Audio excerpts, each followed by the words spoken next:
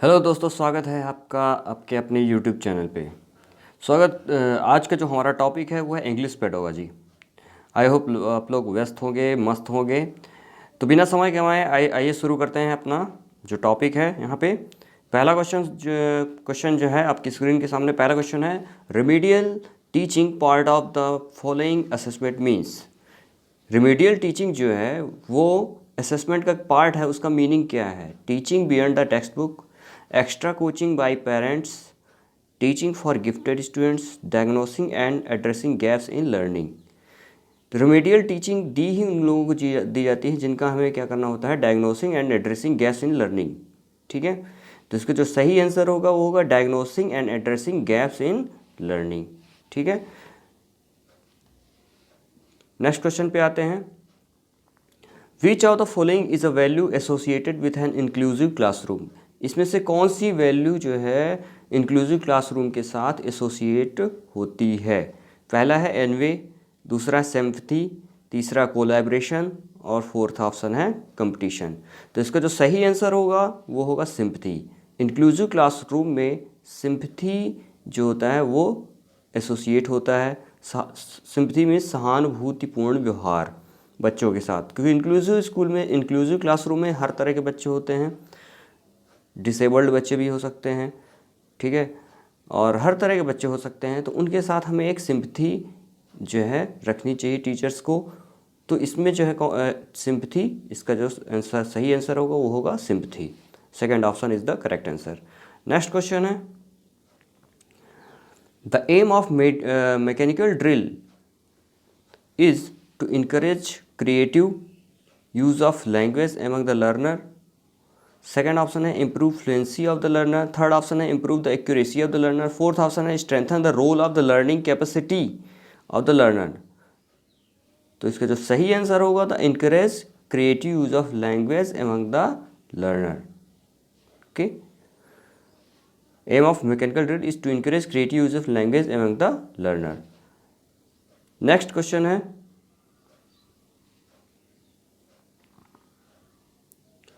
learner are involved in individual activities, pair work, group and whole class work because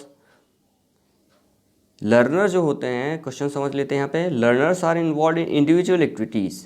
ठीक है, learner जो है class work में, individual activities में जो है इन्वॉल्व होते हैं, पेयर वर्क में इन्वॉल्व होते हैं, ग्रुप और होल ग्रुप या होल में इन्वॉल्व हो जाते हैं किसी क्लास वर्क में, क्योंकि have the sole aim of introducing variety in language classroom. Second option है enable the already overworked features to preserve the energy, thereby becoming more effective.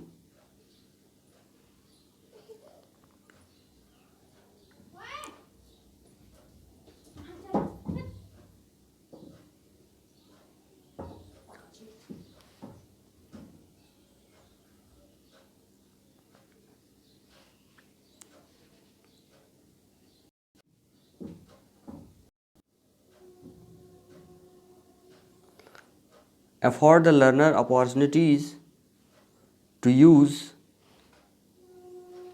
language in focused manner for real life interaction. Third option क्या बोल रहा है? Afford the learner opportunities to use the language in a focused manner for real life interaction.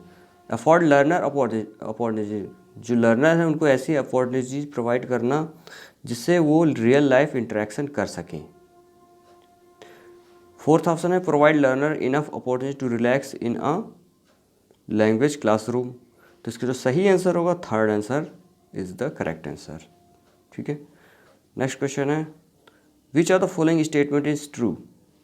Formative assessment to be effective must be conducted only after teaching a class, teaching a lesson, while all formative tasks are meant for improving teaching learnings, some are used for assessment too. Formative assessment helps us to grade students into good, average and poor. All formative tasks are meant for assessment. Which of the following statement is true, इसमें से कौन सा statement जो है true है। Formative assessment to be effective must be conducted only after teaching a lesson. First option है आपका formative assessment to be effective must be conducted only after teaching a lesson. Formative assessment जो है effective होता है केवल after teaching a lesson, कोई lesson पढ़ाने के बाद। सेकेंड है while all formative task are made for improving teaching learning some are use for assessment too. Formative task जो होते हैं वो इम्प्रूव टीचिंग को इम्प्रूव करने के लिए होते हैं और कुछ जो है असेसमेंट को इम्प्रूव करने के लिए होते हैं। थर्ड जो ऑप्शन है वो बता रहा है formative assessment helps us to grade student into good, average and poor.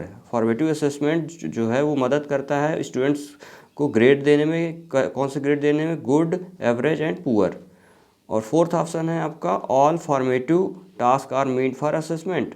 सारे फॉर्मेटिव टास्क जो होते हैं वो असेसमेंट के लिए होते हैं। तो इसमें जो सही आंसर होगा वो होगा थर्ड आंसर होगा। फॉर्मेटिव असेसमेंट जो होता है वो ग्रेड देने के लिए होता है स्टूडेंट्स को, गुड, एवरेज एंड पुअर। इसका नेक्स्ट क्वेश्चन है When young learners seem to lose interest in a lesson, the teacher should। जब यंग लर्नर जो है इंटरेस्ट खो देते हैं किसी भी लेसन में तो टीचर क्या करना चाहिए। काफ़ी इंपॉर्टेंट क्वेश्चन है। Ask them to sit quietly for some time, allow them to go out and play, ask them to sleep for a while, tell a story of conduct an interesting activity. ठीक है, पहला option है ask them to sit quietly for some, क्या मतलब उनको ये बोलना चाहिए कि चुपचाप शांति से बैठे रहो कुछ देर के लिए। दूसरा सेकंड ऑप्शन बोला कि allow them to go out and play, उनको बाहर खेलने के लिए अलाउ करना चाहिए। थर्ड है ask them to sleep for while, कुछ उनको ये बोलना चाहिए कि आप थोड़ी देर के लिए सो जाओ। और फोर्थ ऑप्शन है tell a story of conduct, tell a story of conduct on interesting activity. ठीक है, उनको एक कहानी सुनाना चाहिए किसी इंटरेस्टिंग एक्टिविटी से रिलेटेड। तो इसका जो सही आंसर होगा फोर्थ ऑप्शन सही होगा, tell a story of conduct an interesting activity.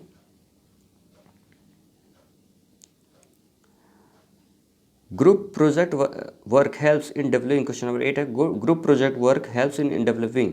Group project work जो है मदद करता है क्या डेवलप करने में, collaboration, critical thinking and problem solving, competition among learner to excel in academic, good memory in young learner, a high level of ambition to achieve। तो इसका जो सही आंसर होगा वो होगा collaboration, critical thinking and problem solving. First option is the correct answer. Next question पे आते हैं which of the following is an instance of non formal learning. इसमें से कौन सा जो है नॉन फॉर्मल लर्निंग का एग्जाम्पल है। Children learning a new game from friends, first option है। Second children learning through corresponding lesson, children learning to draw from their art teacher, fourth option है children learning to cook from their parents. तो इसका जो सही answer है वो है first option is the correct, children learning a new game from friends. Okay, next question है question number 10। A student need to brainstorm ideas, organize them, draft, edit and revise their work is a process which reflect. Student need to brainstorm, student को ज़रूरत है brainstorm करने की, ideas organise them, draft, ठीक है, draft को जो है ऑर्गेनाइज करने की ज़रूरत है, edit and revise their work is a process which reflect. ठीक है, तो इसमें जो है ये एक प्रोसेस है जिसमें क्या रिफ्लेक्ट होता है। पहला स्पीकिंग स्किल,